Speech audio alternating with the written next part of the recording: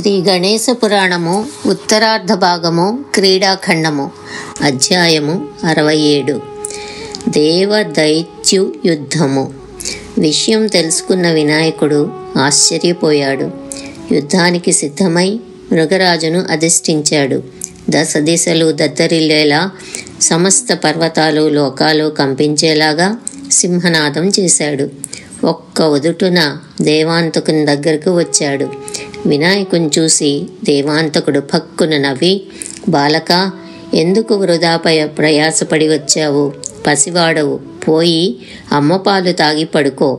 అదితి కశ్యపులకు పుట్టిన అర్భకుడా, అసలు దేవాంతకుడంటే ఎవడో నీకు తెలుసా? విను, కాలుడంతటి వాడు నన్ను చూసి గజగజలాడుతాడు. ఎందుకు నిష్కారణంగా కోరి నెత్తి మీదకు చావును తెచ్చుకుంటావు అని హేళనగా మాట్లాడాడు. వినాయకునకు పట్టరాని కోపం వచ్చి కళ్ళు ఎర్రబడ్డాయి. కళ్ళ వెంట నిప్పులు కక్కుతూ, ఒరై దుర్మార్గుడా, మద్యం తాగిన మత్తులో ఏవేవో అసంబద్ధమైన ప్రేలాపనలు చేస్తున్నావు. ఓరే దైత్యాధమా, నువ్వు నిప్పుతో చెలగాటమాడుతున్నావు. అగ్నికి ఆహుతి కాని వాడు ఎవడైనా ఉంటాడా? ఒరై, ఈ ఒక్క విషయం గుర్తుంచుకో. బ్రహ్మభూయంలో నిరాకారుడను సనాతుడను అయిన నేను నీలాంటి దైత్యులను హతమార్చుటకు అవతరించేనని తెలుసుకొని బుద్ధిగా మసులుకో. పాపాత్ముడా, శివుని వర్గర్వంతో రెచ్చిపోయి ఎందరినో పొట్టను పెట్టుకున్నావు. నీ పాపం ఊరకనే పోదు. అంత్యకాలం ఆసన్నమవుతున్న బుద్ధిహీనుడికి ఏ మంచి మాటలు తలకెక్కవు. నీ పౌరుషం యుద్ధంలో చూపు అని చెప్పి అల్లెతాడును ఎక్కుపెట్టి ఈ దైత్యుని నరాంతకుని పంపిన దారినే పంపుతాను అని ధనుష్టంకారం చేశాడు. ఆ ధనుష్టంకారానికి ముజ్జగాలు గజగజలాడాయి. అల్లెతాటిని ఆకర్ణాంతం లాగి దైత్యుని పైకి బాణమును విడిచాడు. దేవాంతకుడు ఆ బాణమును తుత్తినుయలు చేశాడు. వాడు తిరిగి వినాయకునిపై తీవ్రమైన బాణం విడిచాడు. ఆ బాణం పెద్ద శబ్దంతో ముందుకు దూసుకొని వస్తూ ఉంటే పర్వతాలన్నీ ప్రతిధ్వనించాయి. స్వామి ఒక్కసారి హుంకరించగా బాణం కాలి కింద పడిపోయిన కాష్టంలా నేలపై పడింది. పిదప వినాయకుడు దైత్యునిపై బాణాల వర్షం కురిపించాడు. ఒక బాణం వాడి కిరీటాన్ని పడగొట్టింది. ఇంకో బాణం వాడి కర్ణకుండలాలను ఛేదించింది. మరో బాణం వాడి బాహువులను దెబ్బతీసింది. అయినా ఆ మొండివాడు వాటిని లక్ష్యపెట్టగా రెట్టించిన కోపంతో ఒక్కొక్క బాణంను తన లలాటమునకు తాకిస్తూ వినాయకుని మీదకు విడిచిపెట్టాడు. వాటిని వినాయకుడు గగన మధ్యమందే పేల్చివేశాడు. తదుపరి వినాయక స్వామి విడిచిన శరపరంపర అంతటా దట్టంగా వ్యాపించి ఆ ప్రాంతమంతటిని చీకటిమయం చేసింది. అయితే ఆ అంధకారంలోకి ఇరువురు ఘోరంగా యుద్ధం సాగించారు. యుద్ధం హోరాహోరీగా సాగుతోంది. అంత దేవాంతకుడు ఒక మహామంత్రమును 108 పర్యాయములు జపించి బాణమును అభిమంత్రించి వారణాస్త్రం ప్రయోగించాడు. 4 దంతాలతో అసంఖ్యాకంగా ఏనుగులు పుట్టుకొని వచ్చాయి. మేరు మందర పర్వతాలనే చీల్చివేయగల సామర్థ్యం గల ఆ ఏనుగులు చేసిన బృంహితాలకు 3 లోకాలు కంపించాయి. ఏనుగులు చెలరేగి సుర సైన్యం నాశనం చేయడం మొదలుపెట్టాయి. అది గమనించాడు గజాస్యుడు. వెంటనే సింహాలను సృష్టించాడు. సింహాలు చెలరేగి ఏనుగులపై పడి వాటి కుంభస్థలాలు చీల్చి మాంసములను భక్షించి వేస్తున్నాయి. అలా మొత్తం ఏనుగులను వినాయకుడు సృష్టించిన కేసర్లు నాశనం చేశాయి. దేవాంతకుడికి మతిపోయింది. ఏమి చేయడానికి వాడికి తోచలేదు. కొంతసేపు ఆలోచించాడు. ఈ కశ్యప పుత్రుడు చాలా బలవంతునిలా కనబడుతున్నాడు. అయినా వీణ్ణి అంతం చేస్తాను అని చెప్పి శార్దూలాస్త్రమును ప్రయోగించాడు. వెంటనే లెక్కలేనన్ని పెద్ద పులులు పుట్టుకొని వచ్చాయి. అవి సింహాలను తినడానికి ముందుకు దూకాయి. సింహాలు మాయమైనాయి. 67వ అధ్యాయం సమాప్తం.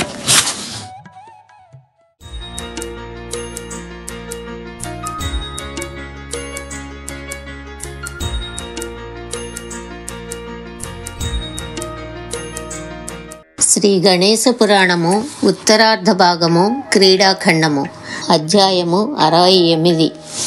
అస్త్రయుద్ధము. బ్రహ్మదేవుడు చెబుతున్నాడు. పిమ్మట దేవాంతకుడు 2 బాణాలు మంత్రించి నిద్రాస్త్రమును గంధర్వాస్త్రమును ప్రయోగించాడు. నిద్రాస్వము సర్వ సైన్యమును నిద్రాపరవశులను చేసింది. గంధర్వాస్త్ర మహిమ వలన సంగీత నృత్య లయ తాళములతో ఎంతోమంది గంధర్వులు గానం చేస్తూ అప్సరసులు వివిధ భంగములతో నాట్యం చేస్తూ వినాయకుని ముందుకు వచ్చారు. వాళ్ల నాట్య విన్యాసములకు మధుర గానమునకు వినాయకుడు పరవశుడైనాడు.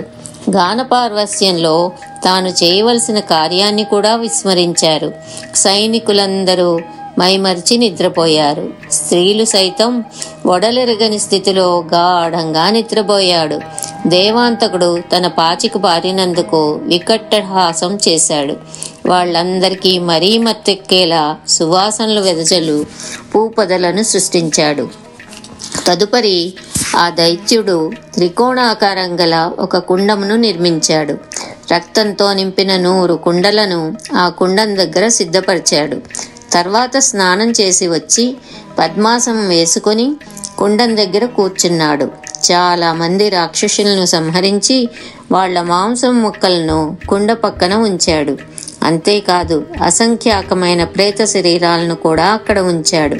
పిమ్మట అగ్నిని వేల్చి దిగంబరంగా కూచుని అభిచార హోమం అనగా శత్రు సంహారార్థము చేసే కర్మ చేసి వేల కొలది మాంసపు ముక్కలను మంత్రపూర్వకంగా హోమం చేశాడు. యథావిధిగా బలిదానం పూర్ణాహుతి పూర్తి చేశాడు. అప్పుడు అగ్నికుండం నుంచి మహాశక్తి ఉద్భవించి ఆకలి ఆకలి దాహం దాహం అంటూ బిగ్గరగా అరిచింది.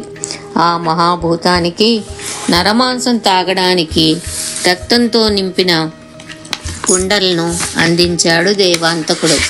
అయినా సరే ఆ పెనుభూతం తృప్తి చెందలేదు. ఇంకా కావాలంది. దైత్యుడు అనేక ప్రేత కళేబరాలను అందించాడు. వాటిని తిని ఆ భయంకర శక్తి ఆకాశమంత కేశపాసంతో, కందకాల వంటి లోతైన ఎర్రని కళ్ళతో, కోరలు సాచిన నోరుతో, కణకణమండే అగ్ని వంటి ముఖంతో చూపర్లను భయభ్రాంతులను చేసి దిశలు దద్దరిల్లేరాగా పెడబొబ్బలు పెడుతూ అగ్నికుండం నుంచి బయటికి వచ్చి, ఔరా, నువ్వు నాకు అందించిన రక్తమాంసాలతో నా కడుపు నిండింది, తృప్తిగా ఉంది, నువ్వేమీ భయపడకు, నీ పక్కన నేనుంటాను అని ఆ మహాభూతం చెప్పగా దైత్యుడు చెప్పరానంత ఆనందంతో పొంగిపోతూ ఆ భూతాన్ని పూజించాడు.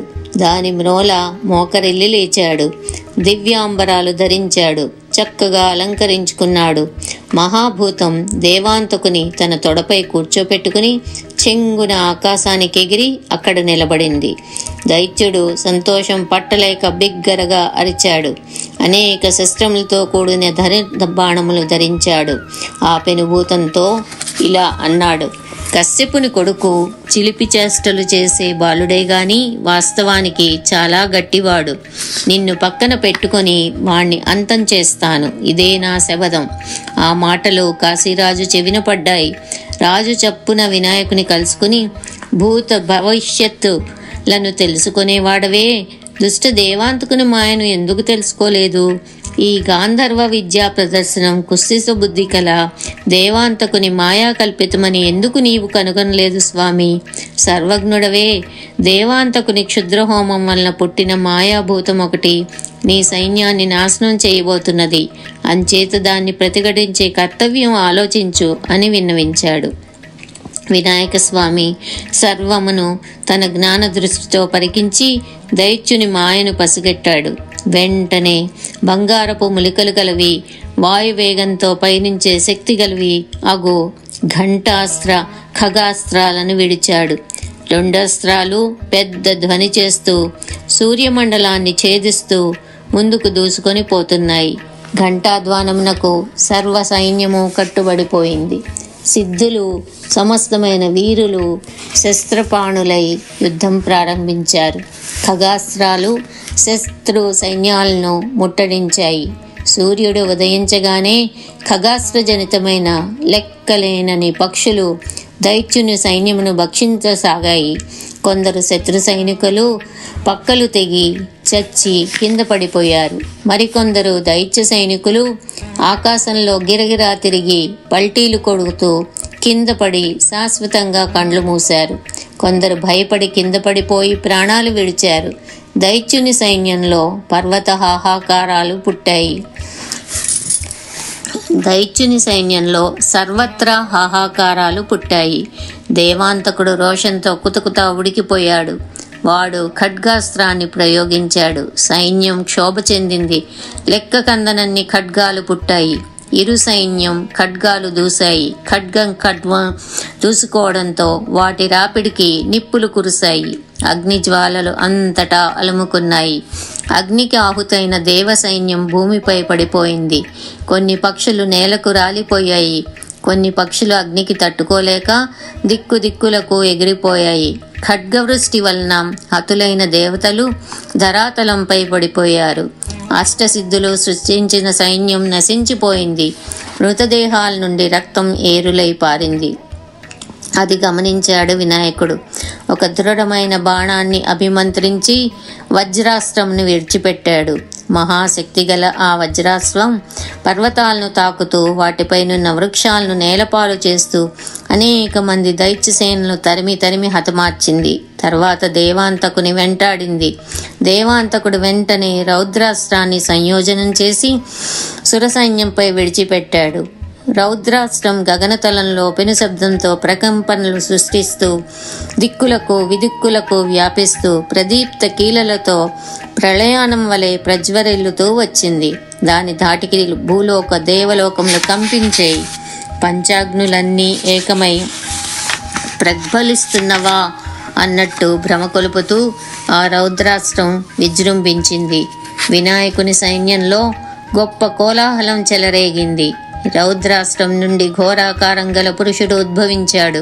వాడు 3 లోకాలను మింగివేస్తాడా అన్నంత పెద్ద నోరుతో, దృఢమైన దీర్ఘ బాహువులతో, దీర్ఘమైన పాదాలతో, మహా ఉదరంతో, కొండంత నాలుకతో భయం కొలుపుతూ ఉన్నాడు. వాడు వినాయకుని మింగివేయాలన్న ఉద్దేశంతో ముందుకు వచ్చాడు. వినాయక స్వామి తక్షణమే బ్రహ్మాస్త్రమును విడిచాడు. దాని నుండి వెలువడుతున్న శబ్దము ముల్లోకాలను గీపెట్టిస్తోంది. దాని నుండి వెలువడుతున్న విస్ఫులింగములు దిశలను దగ్ధం చేస్తున్నాయి. ఆ బ్రహ్మాస్త్రం నుండి భయంకరమైన పురుషుడు పుట్టాడు. దైత్యుడు సృష్టించిన ఘోరాకారుడు, బ్రహ్మాస్త్రం నుంచి పుట్టిన పురుషుడు పరస్పర విజయకాంక్షతో మల్ల యుద్ధానికి దిగారు. 68వ అధ్యాయం సమాప్తం.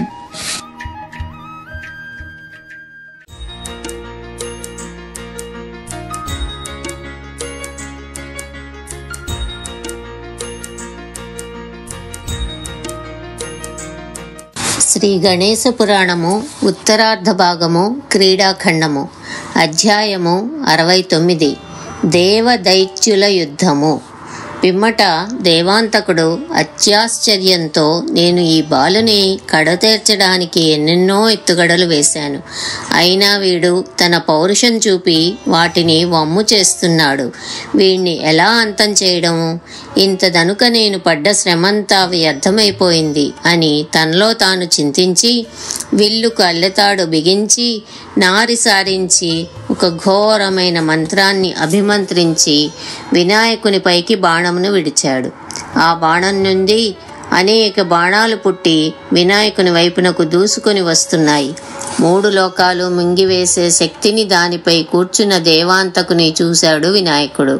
అంతలో అష్టసిద్ధులు చప్పున వచ్చి వినాయకునకు అండగా నిలిచాయి. క్షుద్ర శక్తి దైత్యుని చేయి విదిలించుకుని పారిపోబోయింది. అప్పుడు దేవాంతకుడు దాని శిఖ పట్టుకుని వెనక్కు లాగాడు. దైత్యుడు పిడికిలి బిగించి అణిమసిద్ధిని ఒక్క గుద్ది మూర్చిపోయేటట్టు చేశాడు. అది గమనించిన లఘిమ, గరిమ, వసిత్వ సిద్ధులు దైత్యుని పీడించారు. దైత్యుడు వాళ్లను హింసించాడు. అంతా ప్రాకామ్య, భూతి వాణ్ణి బలంగా కొట్టారు. వాడు క్షణమాత్రం మూర్ఛితుడై భూమిపై పడి తేరుకొని తెలివిగల అశ్వమును అధిరోహించి శస్త్రపాణి అయి వాయువేగంతో వెళ్ళి వినాయకుని గట్టిగా కొట్టాడు. వినాయకుడు కొద్దిసేపు మూర్ఛపోయాడు. తిరిగి చప్పున లేచాడు. బాణము, కమలము, పాసము, అంకుశము 4 చేతుల్లో ధరించి హిరణ్యకశిపుని విష్ణువు వలను, వృత్తాసురుణ్ణి ఇంద్రుడు వలను, ఏనుగుపైకి లంఘించు సింహం వలను దేవాంతకుని పైకి ఉరికాడు.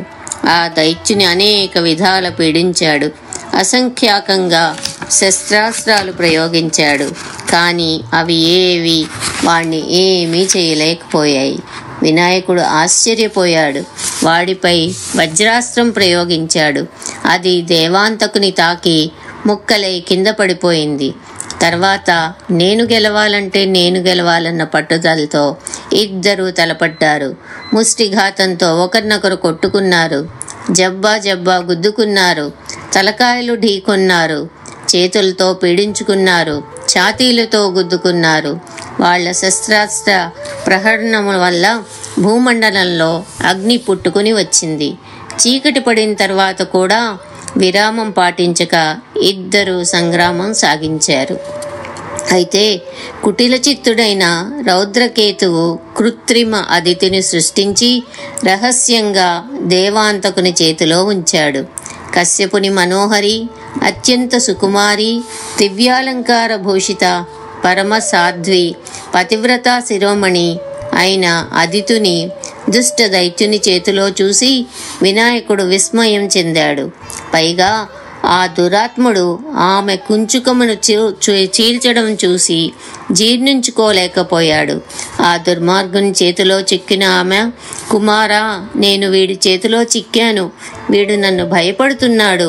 వీడి బారి నుండి నన్ను విడిపించలేవా అని వెక్కి వెక్కి ఏడ్చింది. ఆ దృశ్యం చూసి ఆమె మాటలు విని వినాయకుడు దుఃఖంతో కుమిలిపోయాడు. అయ్యయ్యో, పతివ్రతామ తల్లి అయిన నా తల్లికి ఈ దుర్గతి పట్టిందేంటి? నా తల్లిని రక్షించుకోలేని నా జన్మ నిష్ప్రయోజనం కదా. నేను నా ముఖాన్ని లోకానికి ఎలా చూపగలను అని మిక్కిలి వ్యత చెందాడు. దైత్యుడు వినాయకుని కఠినమైన మాటలతో చాలా నిష్ఠూరాలాడాడు. తదుపరి వినాయకునకు అతి చేరువుగా వచ్చి ఆమె శిరస్సును ఖండించాడు. ఆ దృశ్యం చూసి ఆదితేయుడు అంతులేని విషాదంతో కుమిలిపోయాడు. తల్లిని రక్షించుకోలేని నా బ్రతుకు వృధా, అంచేత ఆత్మహత్యే నాకు శరణ్యం. విషం తాగి ప్రాణాలు విడవడమా, ఉరిపోసుకుని చనిపోవడమా అని విలవిలలాడిపోయాడు. అంతలో ఆకాశవాణి, వినాయక, విచారించకు, ఈ పన్నాగం ఆ దుష్ట దైత్యుని మాయసుమా అని పలికింది. ఆకాశవాణి పలుకులు విని వినాయకుడు సమాధానపడి దేవాంతక సంహారానికి ఉద్యుక్తుడయ్యాడు. ఓ దేవాంతక, నువ్వు ఉషక్కాలముందు తక్క ఇతర వేళలందు అవధ్యుడవు అన్న శంకర్ని వరం తటాలన గుర్తుకు వచ్చింది. దేవాంతకుడు యక్ష, రాక్షస, కిన్నర, కింపురుషులచే గాని, నరులచే గాని, పక్షిజాతిచే గాని, క్రూర మృగాల్చే గాని తనకు చావు ఉండకూడదని ముందుగా శివుని వద్ద వరం పొందాడు. కాబట్టి స్వామి కంఠానికి పైభాగం వారణ రూపం, అధోభాగమందు నరరూపం ధరించాడు. అతని దంతాల ధావణ్యం 10 దిశలకు వ్యాప్తి చెందింది. అతని నేత్రాలు నిప్పు కణాల వలె ఎర్రగా ఉన్నాయి. అతడు ధరించిన కిరీటం మేలిమి బంగారంతో చేయబడి రత్నకాంతులతో జేగీయమానంగా మెరిసిపోతోంది. కర్ణకుండముల ధాళ దళ్యం అతని చెక్కిళ్లకు కొత్త కాంతినిస్తోంది. 69వ అధ్యాయం సమాప్తం.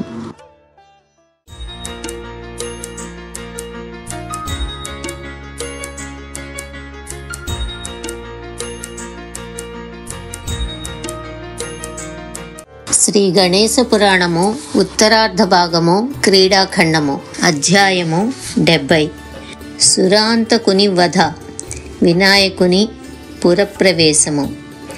ఆకాశవాణి పలుకులు సురాంతకుని చెవిని సోకగానే వాడు అమితంగా భయపడ్డాడు. వినాయకుడు దేవాంతకుని తన తొడపై ఉంచుకున్నాడు. సమయం ఉషక్కాలం. ఒరై దుష్టుడా, ఒక్కసారి శివుని వరం గుర్తు తెచ్చుకో అని గర్జించాడు. దేవాంతకుడు వినాయకుని దంతములను 2 చేతులా పట్టుకున్నాడు. కానీ చేతులు పట్టు తప్పాయి. వాడు జారి నేలపై పడిపోయాడు. స్వామి వాణ్ణి చప్పున తన చేతుల్లోనికి తీసుకుని వాడిని దంతములతో పొడిచి దేహాన్ని ముక్కలు ముక్కలు చేశాడు. వాడి పెడబొబ్బలకు జగత్తు కంపించింది. దశదిశలు దద్దరిల్లాయి. వాడి శరీరం నుండి కారిన రక్తం ఏరులై పారింది. భూతల వాసులందరూ ఊపిరి పీల్చుకున్నారు. వాడు శివభక్తుడు కదా, అందుచేత వాడి శరీరం నుండి బయల్వడిన జ్యోతి వినాయకుని ఆత్మజ్యోతిలో విలీనమైంది.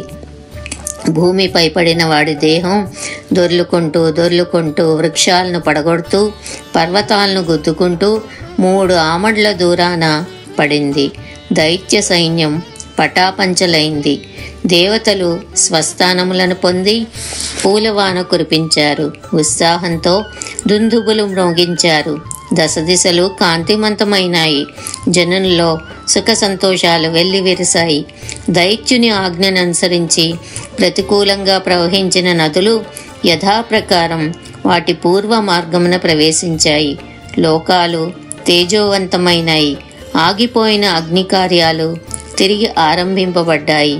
ఇంద్రాది దేవతలు, మునులు వినాయకుని భక్తి ప్రపత్తులతో లెస్సగా పూజించి, దేవాదిదేవా వినాయక, నీ కటాక్షం వలన మేము దేవాంతకుని బంధం నుంచి విముక్తులమైనాము. దేవేంద్రుని కార్యమును ఉపేంద్రుడు చక్కదిద్దినట్టు నువ్వు దేవతల కార్యంను సఫలం చేశావు. కాబట్టి నీవు ఉపేంద్ర నామంతో లోకంలో ఖ్యాతి నొందదువుగాక. ఈ నామము గణేశ సహస్రనామంలో 400వ నామం. ఇప్పటి నుంచి నీ దయవల్ల మేము మా కార్యాలు నెరవేర్చుకుంటాము. నేటి నుంచి స్వాహ, స్వధ, వషట్కారాలు ప్రతి ఇంట నిర్విఘ్నంగా కొనసాగుతాయి అని చెప్పి స్వామికి నమస్కరించి ప్రదక్షిణాలు చేసి ఆ స్వామి అనుజ్ఞను పొంది దేవతలు వారి వారి స్థానాలకు మరలిపోయారు. మునులు వినాయకుని ఋషికేశ నామంతో స్తుతించారు. ఋషికేశుడనగా ఇంద్రియములను నియమించువాడని అర్థము. పిమ్మట వారి వారి ఆశ్రమాలకు మరలిపోయారు. తర్వాత ధరాధీసులు స్వామిని పూజించి, స్వామి నీ దయవల్ల భూదేవి ఉద్ధరింపబడింది. దైత్యుని బాధ నుంచి భూదేవిని కాపాడవు కాబట్టి నువ్వు ధరణీధరుడవని ఖ్యాతి నొందుదువుగాక అని శ్లాఘించి స్వామిని పూజించారు. తదుపరి స్వామి అనుజ్ఞతో ఎవరి పట్టణాలకు వాళ్ళు మరలిపోయారు. తదుపరి కాశీరాజు వచ్చి తోటి బాలుడితో కూడి సరదాగా ఆడుకుంటున్న గణపతిని చూశాడు. వినాయకుడు కాశీరాజును ఆలింగనం చేసుకున్నాడు. రాజు వినాయకుని గాఢంగా కౌగిలించుకున్నాడు.